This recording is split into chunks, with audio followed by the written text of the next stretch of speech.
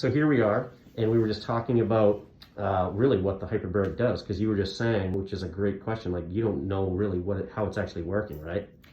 Yeah. Yeah. Yeah, and we're treating it for you for migraines. Yes. Yeah. So how it works, which is pretty interesting, is that it's actually getting a ton more oxygen into your bloodstream, right? So when it gets into your bloodstream, right, into your plasma, it doesn't require red blood cells anymore. That's the huge thing, right? So normally oxygen is only carried to your brain and different organs through red blood cells, right? There's a little bit in your plasma, but when you're under pressure, there's like 300 to 600% more oxygen dissolved into your plasma. So it's not carried by anything now, it's just free floating. And your plasma is not your blood. I actually didn't know that. Plasma is your blood, but it's not your red blood cells. Uh-huh. So it's not your cells.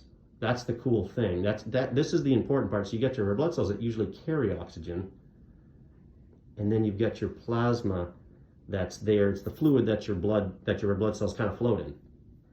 It's like the fluid of your blood. Yeah, neat, right? Yes. And so then you get these little oxygen molecules into your plasma, and they can diffuse and disseminate all through your body, places that red blood cells can't get to. And when you don't have good circulation or you have autonomic things we talk about with migraines and these types of things, they get to these different areas, right? And then when the oxygen gets to those cells, they create energy, because oxygen is what energy is made out of. You can't make energy without oxygen. If you think about it, right, you can go days without water, you can go days without food. You can't go a few minutes without oxygen. No. So all the cells die. Your brain dies, right? That's how important oxygen is to your brain and to your organs, to your heart, these different areas that have to pump things and activate. So you need a ton of oxygen to these areas. And when you're not getting enough, or you're getting enough to function, but you're not getting enough to flourish. Yeah. That's what we see with people. And when we really want to get healing, we need to pump more into it. Yeah. You get more gas for the oxygen, right? Yeah. More gas for the energy to be created from.